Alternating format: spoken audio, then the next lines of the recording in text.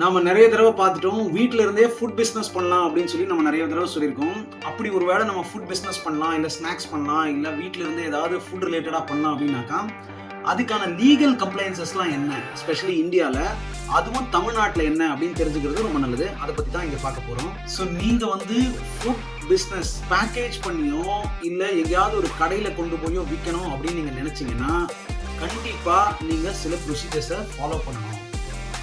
உங்களுக்கு வந்து உங்க டர்ன் ஓவருக்கு ஏற்ற மாதிரி நீங்க வந்து ஜிஎஸ்டி இருக்கலாம், இல்ல முக்கியமான சில சர்டிஃபிகேஷன்ஸ் நம்ம எடுக்க வேண்டியிருக்கு. அதுல என்னென்ன அப்படிங்கிறத பார்ப்போம்.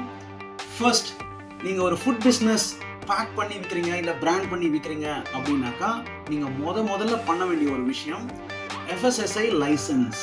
நீங்க எஃப்எஸ்எஸ்ஐ லைசன்ஸ் உங்களோட லோக்கல் அத்தாரிட்டில இருந்து எடுக்க முடியும். அந்த லைசன்ஸ்ல 3 கேட்டகரி இருக்கு. ஒன்று வந்து ஸ்டாண்டர்ட் கேட்டகரி, உங்களோட வருமானம் 12 லட்சத்துக்கு கம்மியாக இருந்ததுன்னா. அடுத்தது ஸ்டேட் கேட்டகரி, உங்களுக்கு வந்து 12 லட்சத்துலேருந்து 20 கோடி வரலாம் இருந்தது அப்படின்னாக்கா. 20 கோடிக்கு மேலே போகுது அப்படின்னாக்கா நீங்கள் சென்ட்ரல் லைசன்ஸும் சேர்ந்து எடுக்கணும்.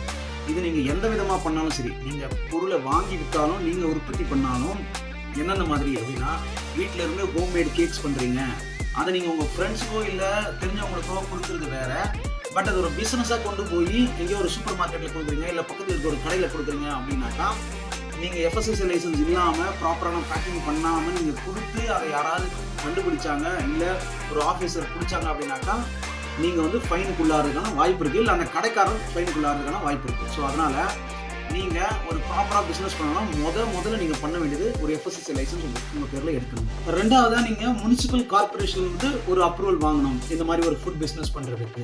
மூணாவதாக நீங்கள் வந்து ஹெல்த் ட்ரேட் லைசன்ஸ் கண்டிப்பாக வாங்கணும். இதுவும் உங்கள் லோக்கல் முனிசிபல்ல இருந்தோ இல்லை லோக்கல் பஞ்சாயத்துல இருந்தோ நீங்கள் கண்டிப்பாக வாங்கணும். ஏன்னா நீங்கள் வந்து ஒரு ஹெல்த் ஸ்டாண்டர்ட்ஸை மெயின்டைன் பண்ணுறீங்க அப்படின்றத ப்ரூஃப் பண்ணுறதுக்காக. நாலாவது, ஷாப் எஸ்டாப்ளிஷ்மெண்ட் ஆக்ட் படி நீங்கள் வந்து ஒரு ஷாப்பாக ஒரு பிஸ்னஸாக நடத்துறீங்க அப்படின்றதுக்கு கண்டிப்பாக வாங்கணும். இது நீங்கள் ஒரு சின்ன ஹோட்டலாக நடத்தினாலும் சரி, இல்லை ஒரு சின்ன ஒரு பேக்கரி நடத்தினாலும் சரி, நீங்கள் ஒரு ப்ராப்பர் பிஸ்னஸாக பண்ணணும் அப்படின்னாக்கா இது ரொம்ப ரொம்ப முக்கியம். நாலாவது, நீங்கள் வந்து ஒரு பெரிய கிச்சன் பண்ணுறீங்க, ஒரு கமர்ஷியல் கிச்சன், ஒரு க்ளவுட் கிச்சன், இல்லை வேறு ஏதாவது ஒன்று பண்ணுறீங்க அப்படின்னாக்கா, என்ஓசி ஃபயர் டிபார்ட்மெண்ட்லேருந்து கண்டிப்பாக நீங்கள் ஒரு என்ஓசி வாங்கணும். உங்கள் வருமானம் 20 லட்சத்தை தாண்டி இருக்குது அப்படின்னாக்கா நீங்கள் கண்டிப்பாக ஜிஎஸ்டியும் எடுக்கணும்.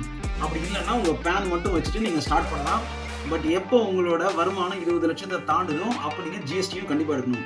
ஜிஎஸ்டியில் 2-3 வகை இருக்குது. நீங்கள் ஒரு வேளை வந்து காம்போசிட் ஜிஎஸ்டி எடுக்கிறீங்க, இல்லை ஒரு காம்ப்ரிஹென்சிவ் ஜிஎஸ்டி எடுக்கிறீங்க அப்படின்னாக்கா உங்களுக்கு இன்புட் கிரெடிட்ஸ் எடுக்க முடியாது. நீங்கள் நார்மல் ஜிஎஸ்டி எடுக்கிறீங்க அப்படின்னாக்கா இன்புட் கிரெடிட்ஸும் எடுக்க முடியும்.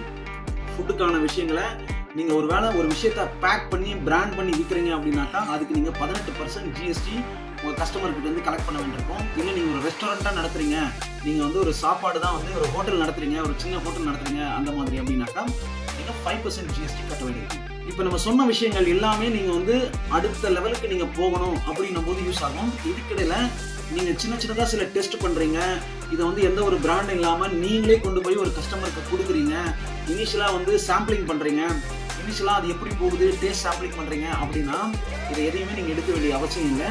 நீங்கள் ஆஃப்லைனில் கேஷ் மூலமாகவோ இல்லை ஜிபே மூலமாகவோ நீங்கள் வாங்கி கொடுத்து பண்ணலாம். ஆனால் நீங்கள் வந்து இதை ஒரு ப்ராப்பரான ஒரு பிஸ்னஸாக பண்ணணும், நான் வந்து இதை வந்து எனக்குன்னு ஒரு பிராண்டை உருவாக்கணும். ஃபார் எக்ஸாம்பிள் ஒரு சின்ன எக்ஸாம்பிள் சொன்னால், நான் வந்து ஒரு பருப்பு பொடி அரைச்சி விற்கணும் அப்படின்னு நீங்கள் நினைக்கிறீங்க, உங்களுக்கு தெரிஞ்ச ஃப்ரெண்ட்ஸுக்கு எல்லாம் கொடுக்குறீங்க அப்படின்னாக்கா எந்த பிரச்சனையும் இல்லை. ஆனால் இதே நீங்கள் அக்கம் பக்கத்தில் இருக்க ஒரு சூப்பர் மார்க்கெட்டில் கொண்டு போய் நான் இதை வைக்கணும் அப்படின்னும் போது நான் சொன்ன எல்லாத்தையுமே நீங்கள் பண்ண வேண்டியிருக்கும். குறைஞ்சபட்சம் நீங்கள் 3 விஷயங்கள் பண்ண வேண்டியிருக்கும். ஒன்று, எஃப்எஸ்எஸ்ஐ லைசன்ஸ் கண்டிப்பாக. நீங்கள் 12 lakhs உங்கள் டர்ன் ஓவர் கம்மி, இப்போ தான் ஸ்டார்ட் பண்ணுறீங்க, 12 lakhs கம்மி உங்கள் டர்ன் ஓவர் அப்படின்னாக்கா நீங்கள் ஒரு பேசிக் எஃப்எஸ்எஸ்ஐ லைசன்ஸ் எடுக்கணும். அடுத்தது, உங்களுக்கு ஒரு ஷாப் எஸ்டாப்ளிஷ்மெண்ட் சர்டிஃபிகேட் வேணும். அப்புறம் லோக்கல் பஞ்சாயத்தில் நீங்கள் லோக்கல் முனிசிபலில் நீங்கள் வந்து ஒரு லைசன்ஸ் எடுக்கணும். இந்த 3 விஷயங்கள் குறைஞ்சது எடுக்கணும். அப்புறம் கொஞ்சம் நாள் ஆனதுக்கப்புறம் நீங்கள் ஜிஎஸ்டி எடுக்கலாம். இது போல் பிஸ்னஸ் வீடியோஸ்க்கு நம்மளை தொடர்ந்து பாருங்கள். உங்களுக்கு ஏதாவது டவுட்ஸ் இருந்ததுன்னா அதை கமெண்ட் செக்ஷனில் சொல்லுங்கள். வெல்வோம் அப்படிங்கிற ஒரு கம்யூனிட்டி வழியாக நம்ம நிறைய பிஸ்னஸ் பற்றின ஹெல்ப் அண்ட் சஜஷன்ஸ் அண்ட் எல்லா சர்வீசஸும் பண்ணிகிட்டு இருக்கோம். உங்களுக்கு அந்த மாதிரி ஏதாவது தேவைப்பட்டால் கீழே இருக்கிற நம்பரை காண்டாக்ட் பண்ணுங்கள், இல்லை எனக்கு கமெண்ட் பண்ணுங்கள்.